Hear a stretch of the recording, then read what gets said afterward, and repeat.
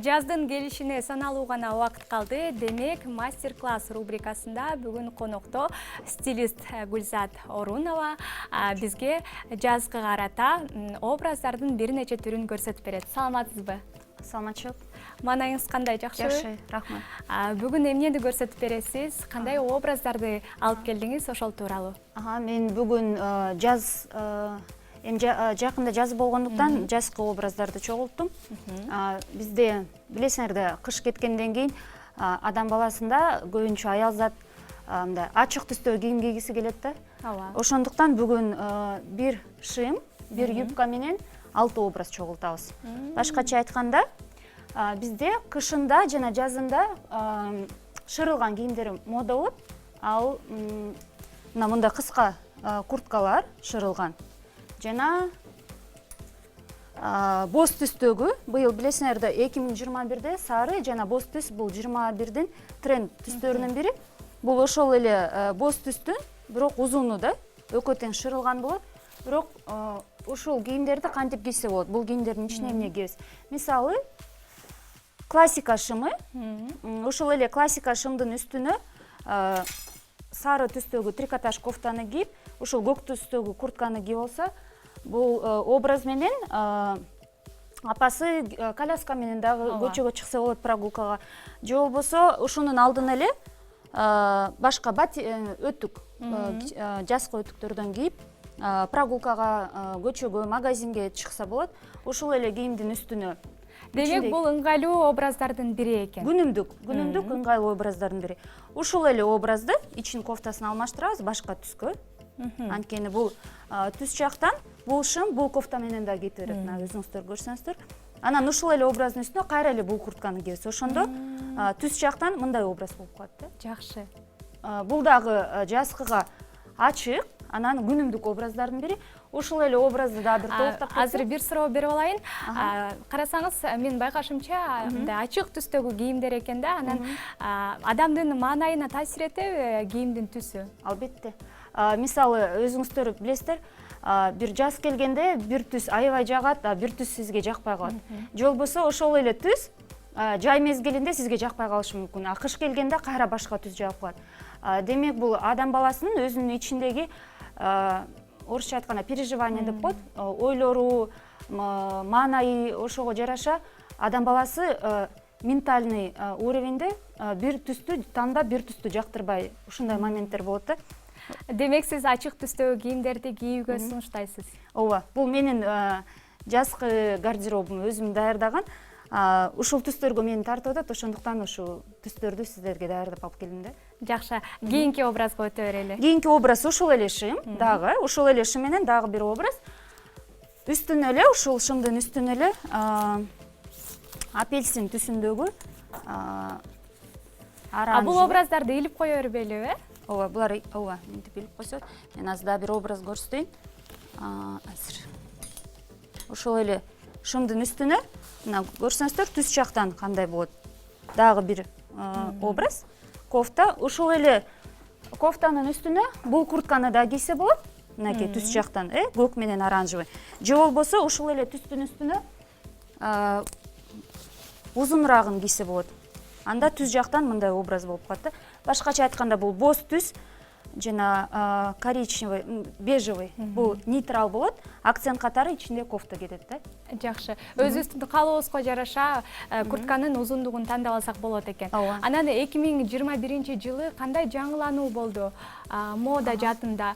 Мисалы, 2020-жылга салыштырмалуу. Бизде шырылган куртка, шырылган кийимдерден башка шырылган сумкалар да аябай мода болуп кетти.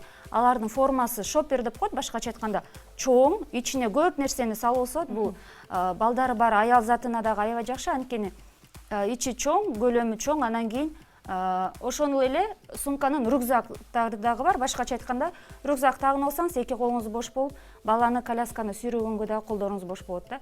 Дагы бир түстөр акценттердин бири быйыл түстөрдүн бири-бири менен уйкалышы. Мурун болсо, өзүңүздөр билгендей, кара жана ак түскө кача берчик баарыбыз эле, анткени классика деп ойлойбуз да. Азыр болсо, кара менен ак түс экинчи классикага өттү дагы, биринчи классика түстөр бул бежевый менин шымымдын түсүндөгү жана ар кандай түстөрдү бири бири менен уйкалаштыруу. Ошондуктан түстөрдү кийгенден коркпош керек да. Жакшы. Кийинки образга өтө берели. Кийинки образ ошол эле кийимдер менен, бирок алдына ачык түстөгү плисе юбкасы, башкача айтканда мына азыр формасын көрсөтөйт.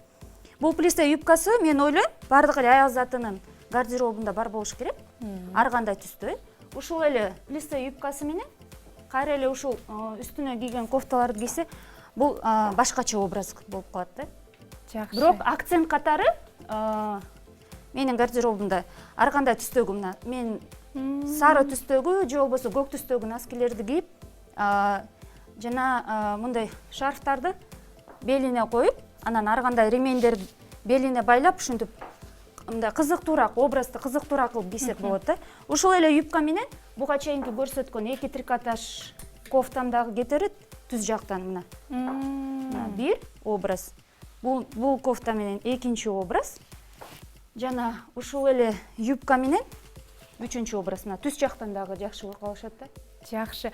Анан кийим тандоодо аксессуарлардын ролу тууралуу айтып берсеңиз, сөзсүз түрдө тагыныш керекпи же ал жок деле мындай трендке, балким модага ыңгайлуу кийинип алсак болобу?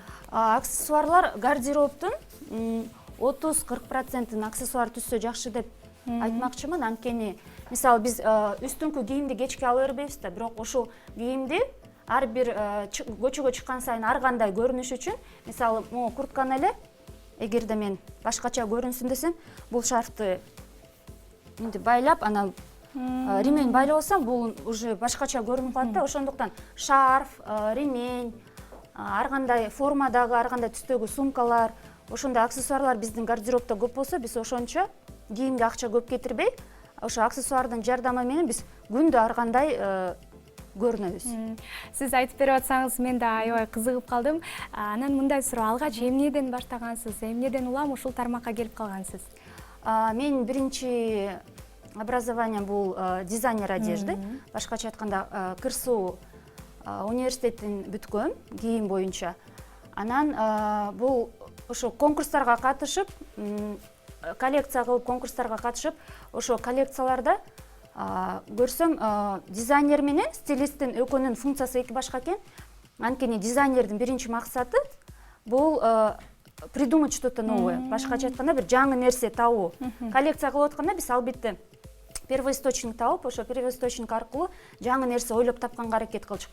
А стилисттин болсо задачасы бул ошол коллекцияда болгон нерселердеги кереги жок детальдарды алуу экен да. Ошондуктан биздин функцияларыбыз ар кандай болгондуктан ойлодум, түз жактан, пропорция, фактура жактан мен дагы билимимди тереңдетүү максатында стилистке окудум. Анан кийин ошо дизайнерликтен стилист жакка өтүп кеттим.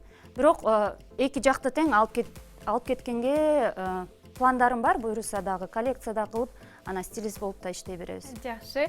Анан классикалык мисалы, ошол эле сиз жогоруда айтып кеткен кара ак түскө көнүп калган, ал түстөрдөн арыла албай жаткан айымдар үчүн кандай кеңеш бермексиз?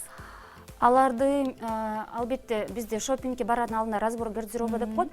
Анан ошол жазга келердин алдында дагы бир-эки разбор болду. Ошонун үйүнө барганда да однотипный вещи деп коет. Бир фасондогу кийимдер, анан кара ак түстөгү кийимдер аябай көп экен. Анан ошол эле айымдарга менин сунушум болду.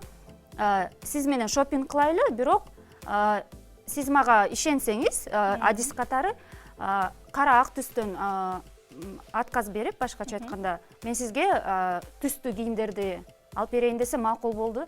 Эми буйруса ушул жумада эми гардеробтун түсүн алмаштырабыз да, буйруса. Жакшы. Образдарыбыз бүттү биздин, аягына чыкты. Ооба, буйруса. Жакшы. Анан да бир суроо, кышында эмне себептен биз кара түскө мындай умтула беребиз? Ошол дайыма кызыктырат. Анткени ал жерде 3 причина бар деп ойлойм. Биринчиси бул көп эле адам баласы маршруткада, троллейбуста жумушка баргандыктан бизге кир көтөрүмдүү кийимдер керек да. Ошондуктан эгерде мындай ак куртка кийип алып анан троллейбуска түшсөк, албетте бат кир болуп, бат химчисткага берип, бат тазалап туруш керек. Ошондуктан биз кара, анан өтө кир болбогон кийимдерге качабыз. Экинчисинен бул бизде установка деп коет орусча айтканда. Башкача айтканда биздин аң сезимибизде кичинекейден бери бизде кийинткен ата энебиз, өзүбүз мектепке кийингенде удобство жагын карайбыз дагы. Анан кара кийимдерди да жууганда дагы баарын алып бир салып коебуз да, эгерде мисалы түстүү кийимди алып жууш керек болуп, же болбосо уход, например, только химчистка, же болбосо жалаң түстүү кийимдер менен жууш керек. Ошондуктан биз көбүнчө эле боз, кара кийинебиз, же болбосо күрөң түстөгү кийебиз, же болбосо көк түстүн эң темно-синий, орусча айтканда темно-синий кийинебиз.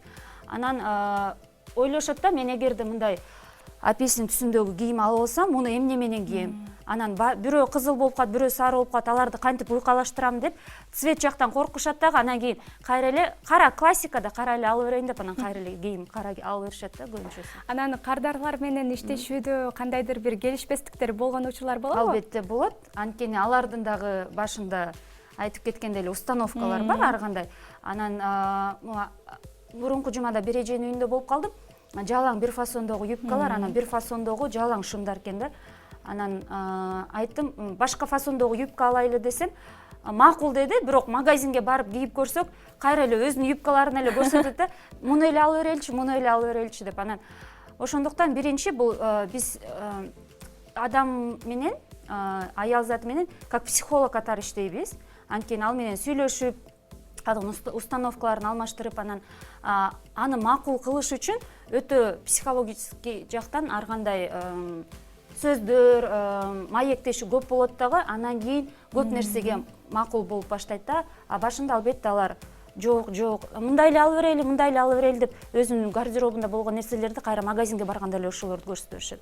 Биздин өлкөдө, Кыргызстанда стилист ишмердүүлүгү канчалык деңгээлде өнүккөн деп ойлойсуз? Биз 2012 жылы жаңы биринчи стилист болуп чыгып келатканда бизде 3 эле стилист бар болчу.